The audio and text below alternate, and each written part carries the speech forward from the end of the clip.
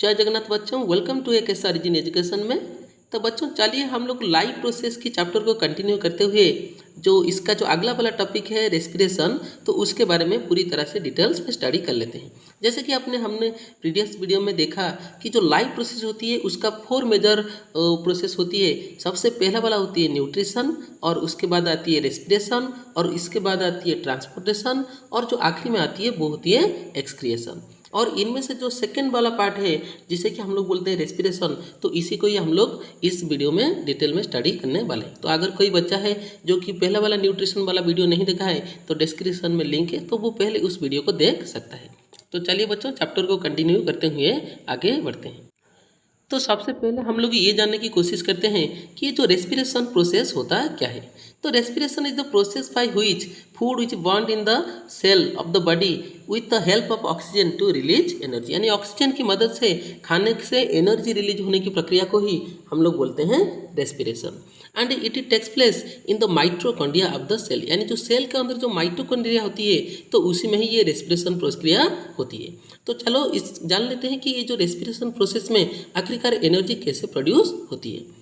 The energy release during the respiration is used to make ATP molecule, यानी जिसे बोलते हैं एडेनोसिन ट्राइफॉस्फेट। यहाँ पर ध्यान से याद रखना, एडेनोसिन ट्राइफॉस्फेट यानी 3 फॉस्फेट इसमें होते हैं जो कि बेसिकली बनते हैं एडीपी यानी एडेनोसिन डाइफॉस्फेट और एक इनऑर्गेनिक फॉस्फेट की मिलन से। जैसे कि इसका जो यहाँ पर जो इक्वेशन है आप लोग देख पा रहे होंगे, तो एडेनोसिन डाइफॉस्फेट में जब एक फॉस्फेट मिलती है तो उसको बाद क्या बनती है हमारा एटीपी, और यही एटीपी क्या करती है कि एनर्जी को स्टोर करके रखती है। यानी energy is stored in the cell in the form of ATP, और यही एटीपी को हम लोग बोलते हैं हमारा energy currency of the cell, यानी जिसको क्या बोलते हैं एनर्जी करेंसी यानी शक्ति मुद्रा।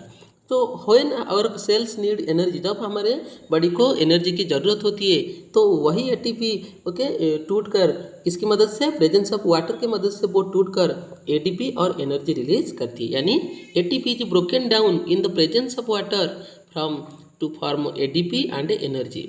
तो एनर्जी रिलीज होती है और यही एनर्जी हमारे सेल में अलग अलग जो वेरियस काम में इस्तेमाल होती है। तो जैसे कि यहाँ पर आप लोग देख पा रहे होंगे, तो बेसिकली ये जो रेस्पिरेशन होता है तो वो 2 तरह से टेक्स प्लेस होती है, यानी 2 तरह की होती है। एक होती है हमारा एरोबिक रेस्पिरेशन और उसके बाद होती है एनारोबिक रेस्पिरेशन, और 2 पाथवे को यहाँ पर हमने डिस्कशन किया है। तो बेसिकली सेल में जिस फूड का ब्रेकडाउन होकर उसमें से एनर्जी निकलती है तो वो होती है हमारा कार्बोहाइड्रेट फूड यानी ग्लूकोज। और ये जो ग्लूकोज जिस प्रोसेस में एक 3 कार्बन, तो ये जो ग्लूकोज होती है तो बेसिकली एक 6 कार्बन मॉलिक्यूल होता है, और सबसे पहले ये ग्लाइकोलिसिस प्रोसेस के जरिए एक 3 कार्बन मॉलिक्यूल की जो होती है तो उसमें कन्वर्ट होती है जिसका नाम है पाइरूवेट। तो ये जो ग्लाइकोलिसिस होती है यहाँ पर कोई भी ऑक्सीजन की आवश्यकता नहीं होती है, जो कि बेसिकली टेक्स प्लेस होती है हमारा साइटोप्लाज्म के अंदर। और ये पाइरूवेट जब ऑक्सीजन की उपस्थिति में उससे क्या होती है कि एनर्जी निकलती है, तो उसमें हम लोगों को बोलेंगे जो एरोबिक रेस्पिरेशन। और अगर इसी पाइरूवेट से एनर्जी रिलीज होती है in the absence of oxygen और विदाउट ऑक्सीजन, तो उसको हम लोग बोलेंगे एनारोबिक रेस्पिरेशन। तो जैसे कि आपने पढ़ा है कि क्लास 6th और 7th में ये जो फर्मेंटेशन होता है जिसमें कि हम लोग ईस्ट का इस्तेमाल करके हम लोग क्या करते हैं अल्कोहल बनाते हैं, और उसी प्रोसेस को बोलते हैं फर्मेंटेशन, जो कि बेसिकली शुगर से बनती है। तो यहाँ पर हम लोग ये जानने की कोशिश करते हैं कि ये जो एरोबिक साइकिल है यानी जो एरोबिक रेस्पिरेशन है तो वो कैसे काम करता है, जो कि बेसिकली काम करता है हमारा ऑक्सीजन की प्रेजेंस में। तो चलो इसे हम लोग थोड़ी सी आगे और डिटेल में पढ़ते हैं। तो आप लोग इस डायग्राम को अच्छे से याद रख लीजिए। तो नेक्स्ट देखते हैं कि टाइप्स ऑफ रेस्पिरेशन। तो there are mainly 2 types of respiration, they are aerobic and anaerobic respiration. तो जब बच्चों तुम लोग इस वीडियो को देख रहे हो तो आपने मोबाइल को लैंडस्केप मोड में डाल दो, यानी फुल स्क्रीन मोड में डाल दो, ताकि ये जो लेटर्स है तुम लोगों को अच्छे से विजिबल हो जाए, और अपने पास में रखे हुए कॉपी में नोट बनाते चलो, जो कि भविष्य में आप लोगों को पढ़ने में मदद करेगी। तो सबसे पहले हम लोग ये जानने की कोशिश करते हैं ये एरोबिक रेस्पिरेशन होता क्या है। जैसे कि हमने जाना कि the respiration that takes place in the presence of oxygen, यानी the process in which the energy is released from the food with the help of oxygen, this is known as aerobic respiration, जो कि basically most of the living organisms में होती है, plants और animals में देखने को मिल जाएगी। और इसमें क्या होती है कि जो ग्लूकोज जो कि बेसिकली 6 कार्बन वाला एक मॉलिक्यूल होता है, तो वो कन्वर्ट होता है पायरूवेट जो कि 3 कार्बन वाला मॉलिक्यूल होती है in the cytoplasm of the cell. और वहाँ पर क्या होती है कि ऑक्सीजन की प्रेजेंस होती है, लेकिन साइटोप्लाज्म में जब ये टूटती है तो इसमें ऑक्सीजन की कोई ज़रूरत नहीं होती। और उसके बाद वही पायरूवेट जब कन्वर्ट होती है कार्बन डाइऑक्साइड और वाटर में, और उससे रिलीज होती है एनर्जी, तो वो स्टोर होती है हमारा माइटोकॉन्ड्रिया में, जिसे कि हमने पिछले वाले पार्ट में देखा, जो कि बेसिकली स्टोर होती है एटीपी के रूप में। और ये है हमारा जो एरोबिक रेस्पिरेशन का इक्वेशन है, तो ये है उसका पूरा इक्वेशन, जो कि glucose in the presence of oxygen की मदद से उसमें से क्या फॉर्म करती है कि सबसे पहले पायरूवेट बनाती है जो कि 3 कार्बन वाला मॉलिक्यूल है, और उसके बाद जो माइटोकॉन्ड्रिया में क्या बनती है, हमारा एनर्जी निकलती है जो कि एटीपी के रूप में स्टोर होती है, और उसमें से कार्बन डाइऑक्साइड गैस और वाटर मॉलिक्यूल रिलीज होते हैं। तो यहाँ पर ध्यान रखने की बात यह है कि ये जो ग्लूकोज कन्वर्ट होती है पायरूवेट में, तो इस प्रक्रिया को हम लोग बोलते हैं ग्लाइकोलिसिस, जो कि बेसिकली हमारा साइटोप्लाज्म ऑफ द सेल में होती है। और ये जो पायरूवेट बनने के बाद जो एरोबिक रेस्पिरेशन होती है, तो वो होती है हमारा माइटोकॉन्ड्रिया के अंदर। तो इस चीज़ को तुम लोगों को ध्यान में रखना होगा। तो अब चलो देख लेते हैं कि जो अनारोबिक रेस्पिरेशन है तो वो होता क्या है।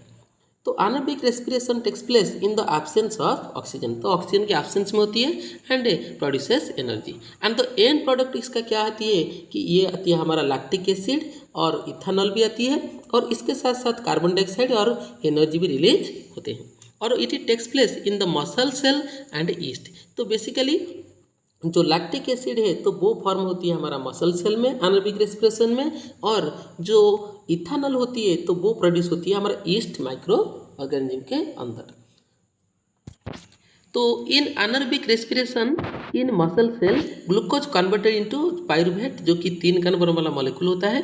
In the absence of oxygen pyruvate converted into lactic acid जो कि बेसिकली हमारा होती है मसल सेल्स में। जब तुम लोग क्या कर रहे होते हो कि जी एक एक्सरसाइज को बहुत ज़्यादातर कर लिया और रनिंग को बहुत समय तक कर लिया, तो तुम्हारे मसल्स में क्या होते हैं कि पेन होने शुरू हो जाते हैं। इसका मतलब क्या है कि वहाँ पर यही लैक्टिक एसिड बनना शुरू हो जाता है, जो कि बाद में एक पेनफुल सिचुएशन आपको देखने को मिलती है, तो उसे बोलते हैं मसल क्रैम्प। क्या बोलते हैं?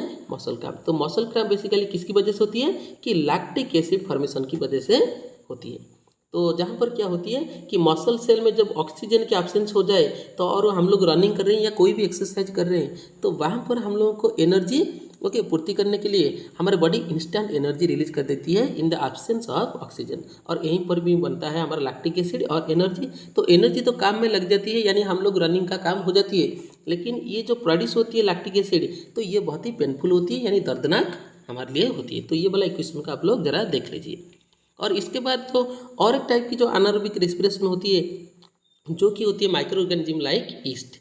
तो बेसिकली ईस्ट क्या करती है, ग्लूकोज को कन्वर्ट करती है पायरूवेट में इन द एब्सेंस ऑफ ऑक्सीजन, और इसमें से वो फॉर्म करती है इथेनॉल, कार्बन डाइऑक्साइड और एनर्जी। और यही जो इथेनॉल होती है तो वो बेसिकली हम लोग यूज करते हैं फर्मेंटेशन प्रोसेस में, जो निकलती है जो हमारा अल्कोहल वगैरह, तो इसी का हम लोग कंज्यूम करते हैं। And this process is known as fermentation. और इसी प्रोसेस को क्या बोलते हैं? फर्मेंटेशन। यानी the process in which we convert sugar into alcohol with the help of yeast, this is known as fermentation. और यहाँ पर उसका जो पूरा एग्जाम्पल है यहाँ पर दिया गया है। सबसे पहले क्या होगा कि ग्लूकोज मॉलिक्यूल जो ईस्ट के साइटोप्लाज्म है, तो वहाँ पर वो प्रेजेंस ऑफ ऑक्सीजन में टूटेगा पायरूवेट में, और उसके बाद एब्सेंस ऑफ ऑक्सीजन में ईस्ट के अंदर तो ये जो इथेनॉल उसमें से निकलेगी इथेनॉल, और कार्बन डाइऑक्साइड गैस और एनर्जी निकलेगी। तो चलिए इसको थोड़ी सी डायग्राम में समझने की कोशिश करते हैं।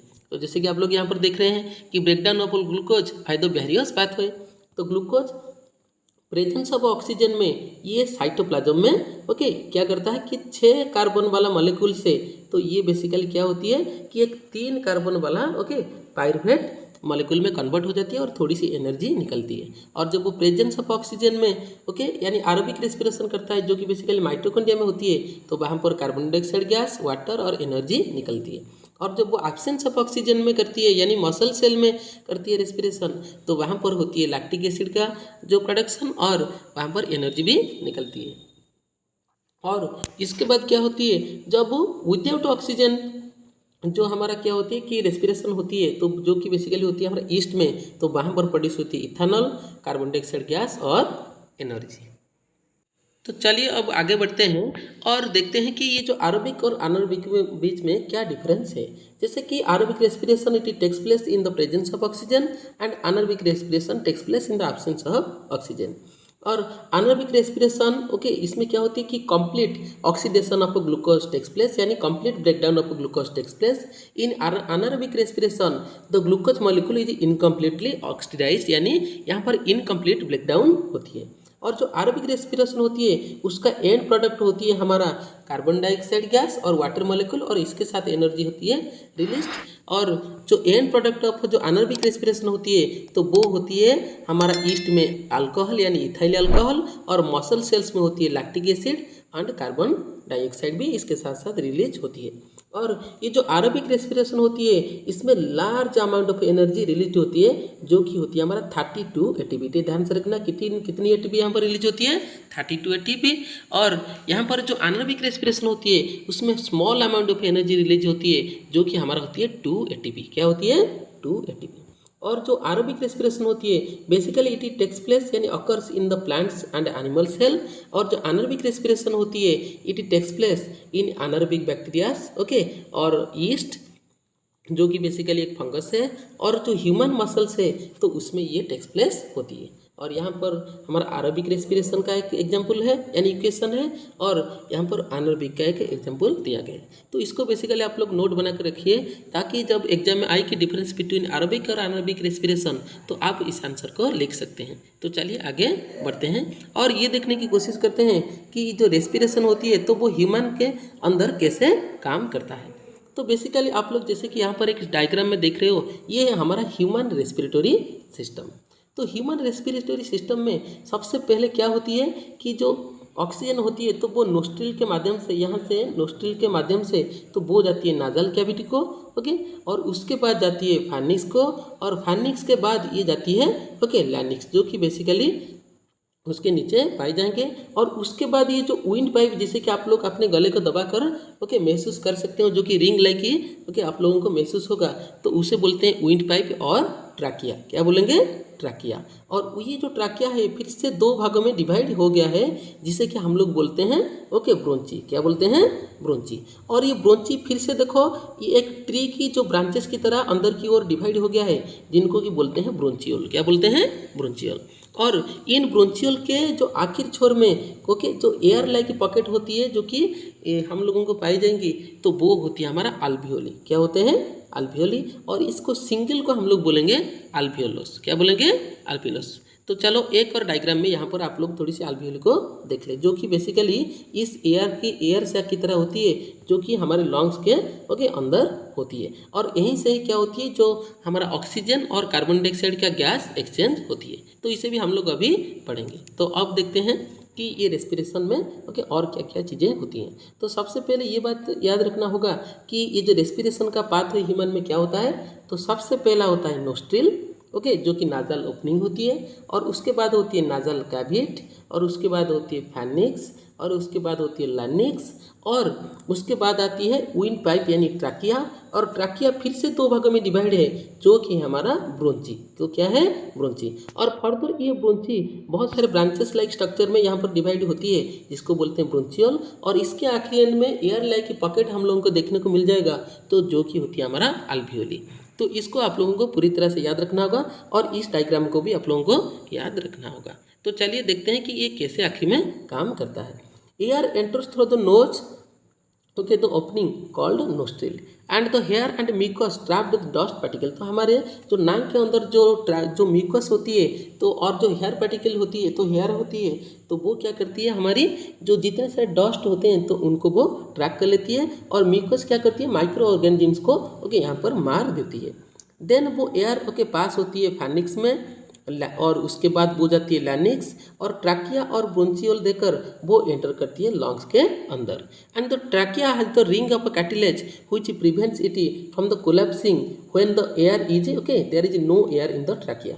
तो आप लोग जो रिंग की तरह जो आप लोग महसूस कर पा रहे होंगे अपने गले में, तो उसे बेसिकली हम लोग बोलते हैं ट्रैकिया या विंड पाइप। तो वो बेसिकली बना होता है कार्टिलेज, जैसे कि बोन, और बोन के बाद आती है कार्टिलेज, जिसको आपने प्रीवियस क्लासेस में पढ़ा। तो वही कार्टिलेज से ही बना होता है, जो कि वहाँ पर जब कोई भी एयर ना हो तो वो उसे स्ट्रेंथ प्रदान करती है।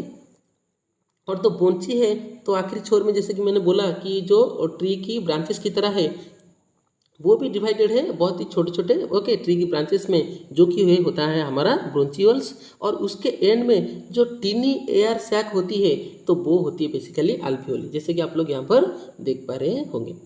तो चलो बच्चों, अब देखते हैं कि इस अल्वियोली में एक्चुअली कैसे ऑक्सीजन और जो हमारा कार्बन डाइऑक्साइड है कैसे एक्सचेंज होती है। Then alveoli supplied with blood vessel. तो बेसिकली ये जो अल्वियोली होती है, तो उसके चारों ओर ब्लड वेसिल्स पाए जाते हैं। तो जहाँ पर क्या होती है कि जो कार्बन डाइऑक्साइड गैस है, तो वो आती है इस अल्वियोल के अंदर, और अल्वियोल से जो हमारा जो ऑक्सीजन गैस होती है, तो वो ब्लड में जाकर डिजल्व हो जाती है। और जिस प्रोसेस के जरिए ये सारी प्रोसेस होती है, तो उसे बेसिकली हम लोग बोलते हैं डिफ्यूजन। इसे याद रखिएगा। तो कौन सी प्रोसेस के जरिए यहाँ पर गैसेस एक्सचेंज होती है? डिफ्यूजन। और जो ऑक्सीजन है वो जाकर ब्लड में एक पिगमेंट है जिसका नाम है हीमोग्लोबिन, जो कि एक रेड कलर पिगमेंट है, तो उसके साथ कंबाइन होकर ये बनाती है ऑक्सी हीमोग्लोबिन। तो याद रखिएगा इस टर्म को, क्या है इस टर्म का नाम? ऑक्सी हीमोग्लोबिन, जो कि ब्लड में के साथ मिलकर पूरे बॉडी में ट्रांसफर हो जाती है। और इस तरह की जो गैसियस एक्सचेंज है हमारा बॉडी में हम लोगों को देखने को मिल जाती है। और यही जो ऑक्सीजन जो कि ब्लड के माध्यम से पूरे शरीर में फैल जाता है, तो हर सेल के पास वो पहुंचकर ये जो रेस्पिरेशन की प्रक्रिया है, तो उसमें ये मदद करता है।